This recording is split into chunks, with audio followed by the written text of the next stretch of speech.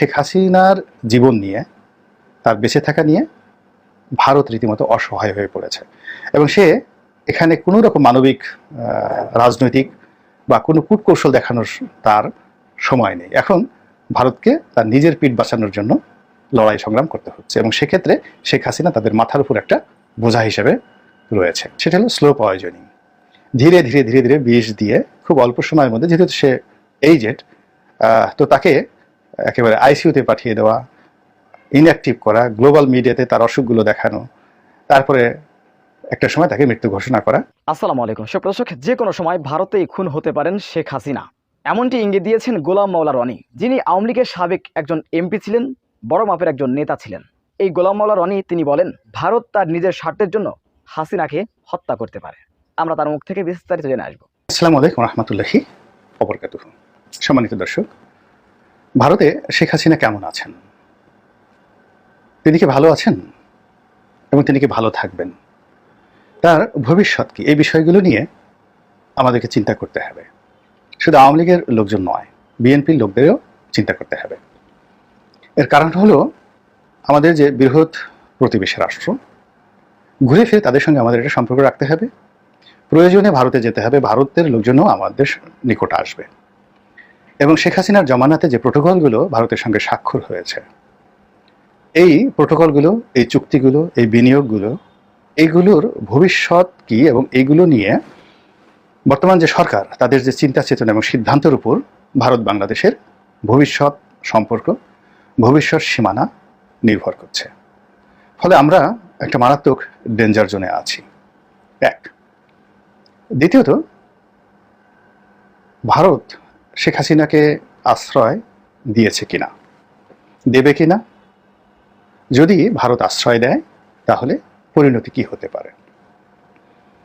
আমি অনেকবার বলেছি যে শেখ হাসিনাকে ব্যবহার করা হচ্ছে এবং শেখ হাসিনা ব্যবহৃত হচ্ছেন, এবং ভারতের সঙ্গে তার যে ধরনের সম্পর্ক রাখা দরকার, তিনি ঠিক সেই সম্পর্কটি রাখতে পারেননি।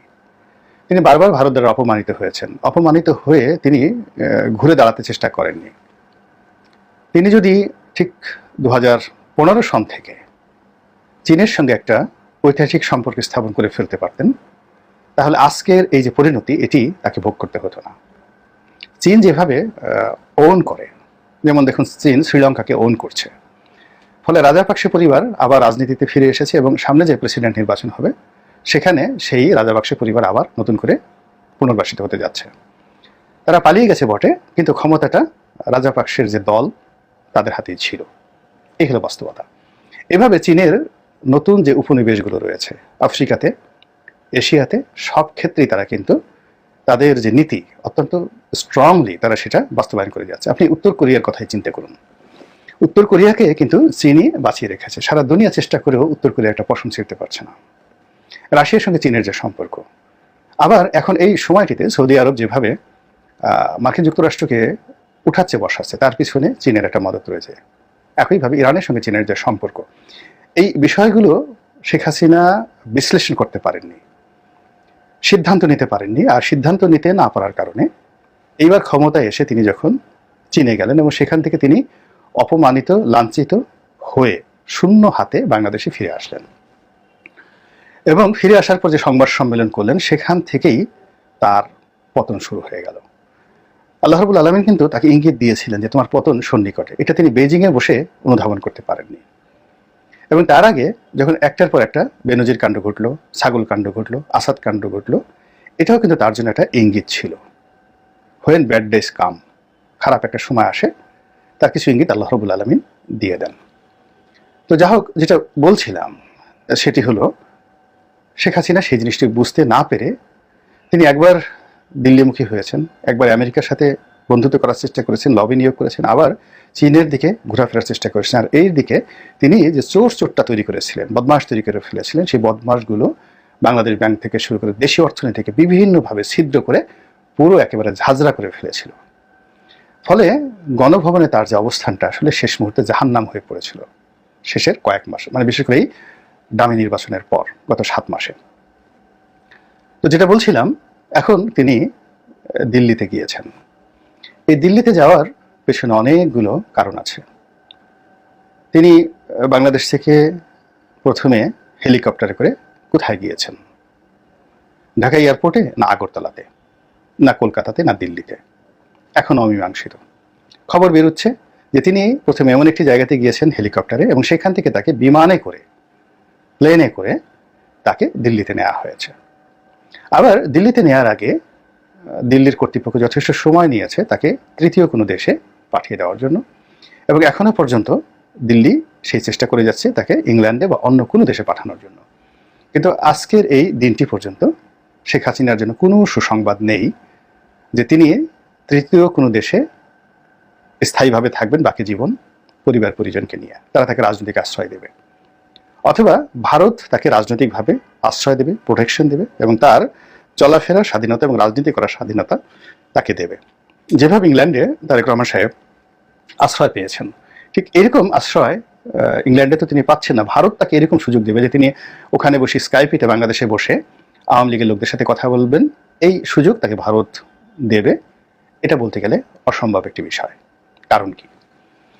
কারণটা হলো শেখ হাসিনার বিরুদ্ধে যে কাজগুলো ঠিক 2001 থেকে 2006 সনের বিএনপি সরকার করেছে, বা যে বিষয়গুলো ওই সময়টাতে যে অপরাধগুলো সংগঠিত হয়েছে, সেই অপরাধগুলো যেমন 10 ট্রাক অস্ত্র মামলা বলেন, 21শে আগস্টের গ্রেনেড হামলা বলেন, এই বিষয়গুলো যদি তিনি আন্তর্জাতিক আদালতে নিয়ে যেতেন, তাহলে তারেক রহমান সাহেবের ইংল্যান্ডে আশ্রয় পাওয়াটা কঠিন হয়ে যেত।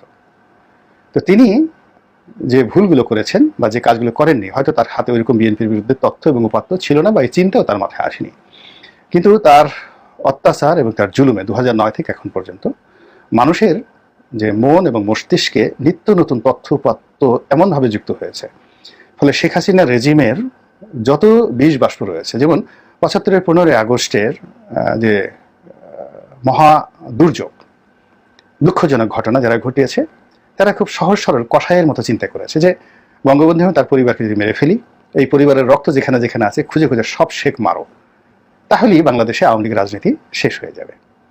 কিন্তু এইবারে যারা আন্দোলনকারী, তারা চিন্তা করেছে যে না, কাউকে শারীরিকভাবে মেরে তার আদর্শ নষ্ট করা যায় না, কাউকে জীবিত রেখে তার আদর্শের বিপরীতে অন্য একটি আদর্শ যদি তৈরি করা যায়, এবং সেটা কিভাবে করা যায়, তা তারা ইটালির ফ্যাসিজম এবং জার্মানির নাৎসিইজম বা নাৎসিবাদ, এই দুটো অত্যন্ত জনপ্রিয় রাজনৈতিক মতাদর্শ, যেটি ইটালিতে এতটা জনপ্রিয় হয়েছিল, জুলিয়াস সিজারও এতটা জনপ্রিয় হননি যেটা বেনিতো মুসোলিনি হয়েছিলেন এই ফ্যাসিবাদের কারণে।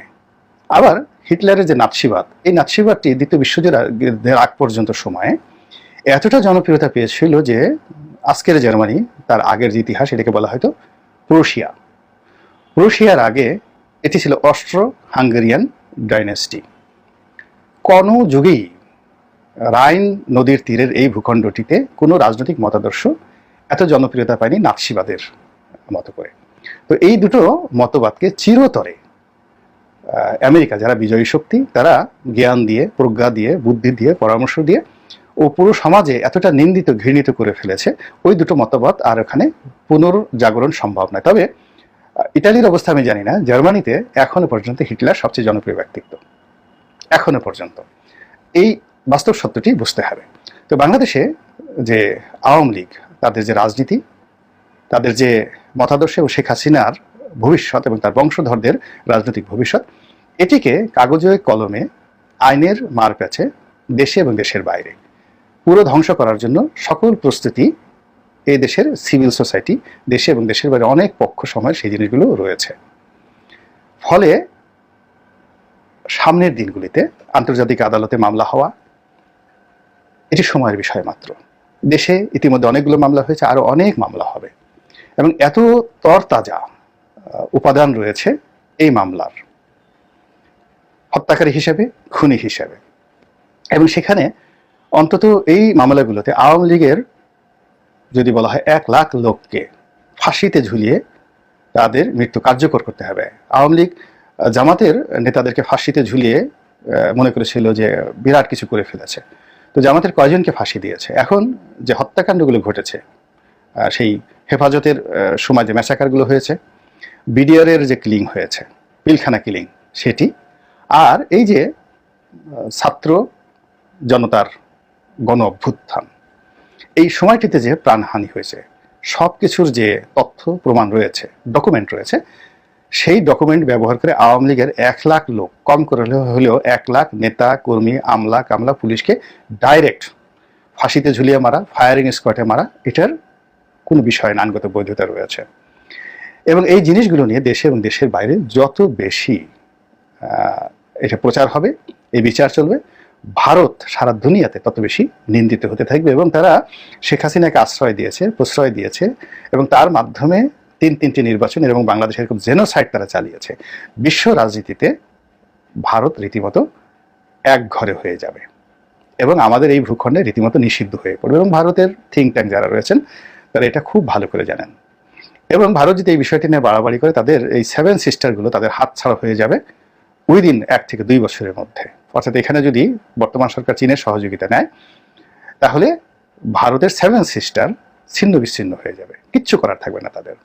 তো ভারত এই বিপদ কিভাবে বুঝতে পারে, এটা ভারতের এই সময়টিতে যারা থিঙ্ক ট্যাঙ্ক রয়েছেন তাদের কিছু আলাপ আলোচনা, সাক্ষাৎকার যদি আপনি দেখেন, খুব স্পষ্ট আপনি বুঝতে পারবেন what is going on their.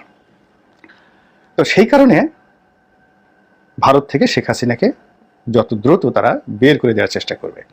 কিন্তু সেটি যদি তারা না পারে, অর্থাৎ তাকে গ্রহণ করার যদি তারা না করতো, এটি ভারত নিন্দিত হতো সারা দুনিয়াতে।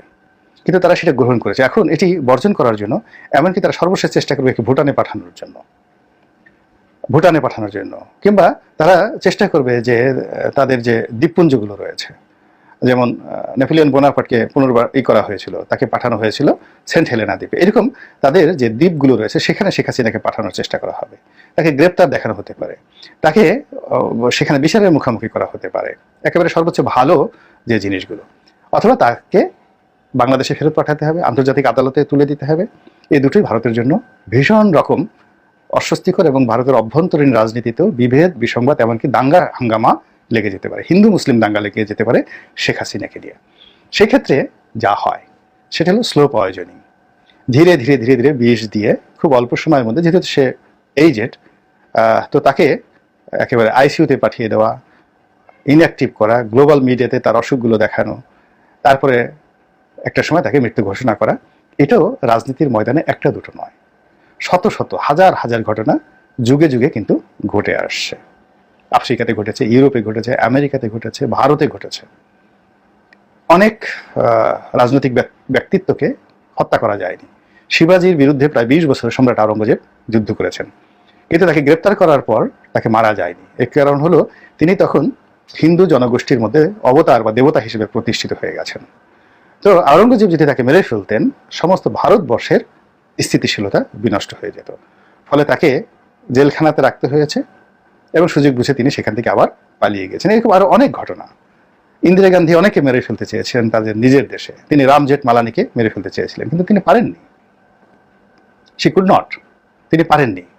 তো কাজেই এখন এই যে শেখ হাসিনার জীবন নিয়ে, তার বেঁচে থাকা নিয়ে ভারত রীতিমতো অসহায় হয়ে পড়েছে এবং সে এখানে কোনো রকম মানবিক, রাজনৈতিক বা কোনো কূটকৌশল দেখানোর তার সময় নেই। এখন ভারতকে তার নিজের পিঠ বাঁচানোর জন্য লড়াই সংগ্রাম করতে হচ্ছে এবং সেক্ষেত্রে শেখ হাসিনা তাদের মাথার উপর একটা বোঝা হিসেবে রয়েছে।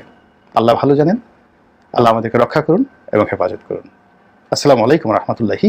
সুপ্রদর্শক, সাবেক আওয়ামী নেতা গোলাম মাওলা রনির এই বক্তব্যটি, এই ব্যাখ্যা, এই বিশ্লেষণটি আপনারা কীভাবে দেখছেন? অবশ্যই আপনাদের মূল্যবান মন্তব্য কমেন্ট বক্সে জানাবেন। সবসময় সত্য নিয়ে তথ্য পেতে স্বাধীন বাংলা ইউটিউব চ্যানেল সাবস্ক্রাইব করে আমাদের সাথে থাকুন। আসসালামু আলাইকুম রহমতুল্লাহি ওয়া বারাকাতুহু।